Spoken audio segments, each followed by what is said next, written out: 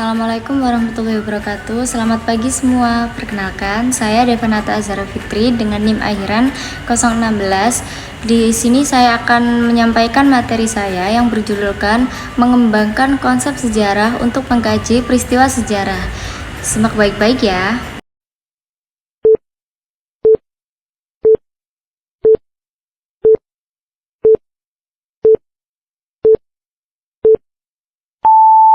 Nah, yang pertama saya akan menjelaskan terlebih dahulu mengenai konsep waktu dalam sejarah. Konsep waktu memiliki dua makna.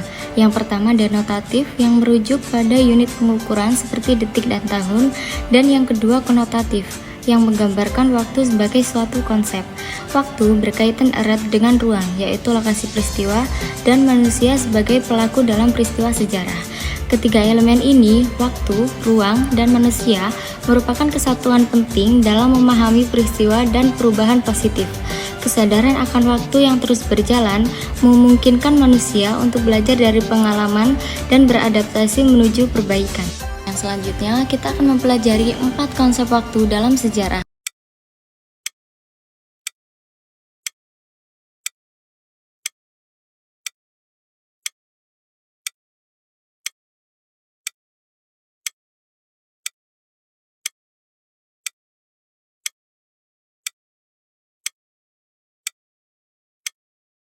Yang pertama, ada perkembangan.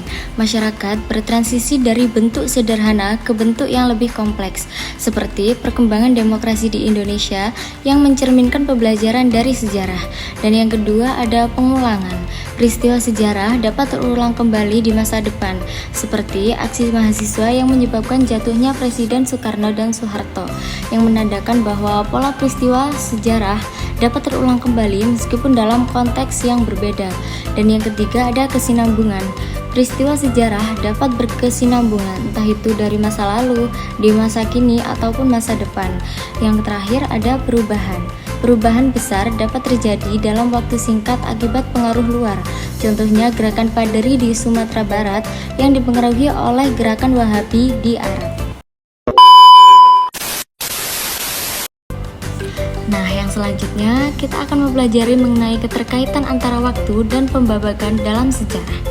Keterkaitan antara waktu dan pembabakan dalam sejarah sangatlah penting, karena meskipun sejarah berkaitan dengan masa lalu, ia tetap berkesinambungan dengan masa kini dan masa depan.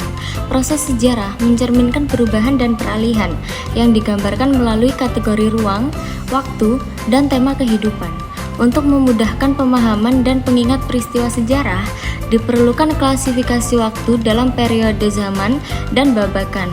Periodisasi membantu mengurutkan rangkaian peristiwa seperti dalam sejarah Nusantara yang dibagi menjadi masa prasejarah, zaman hidup Buddha, zaman Islam, zaman penjajahan, kebangkitan nasional, dan zaman kemerdekaan, di mana setiap periode memiliki karakteristik yang unik. A few moments later. Yang terakhir, mengenal 4 ruang lingkup dalam sejarah. Yang pertama, sejarah sebagai ilmu. Menggambarkan sejarah sebagai ilmu pengetahuan yang mempelajari peristiwa yang benar-benar terjadi, didukung oleh data dan sumber yang valid, serta diajarkan di sekolah maupun perguruan tinggi. Yang kedua, ada sejarah sebagai peristiwa.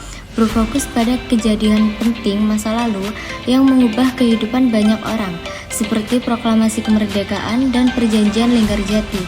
Yang ketiga, sejarah sebagai kisah, menyajikan rangkaian cerita atau narasi tentang peristiwa sejarah. Biasanya ditulis oleh individu-individu yang memiliki keahlian dalam mengumpulkan dan menuliskan fakta sejarah.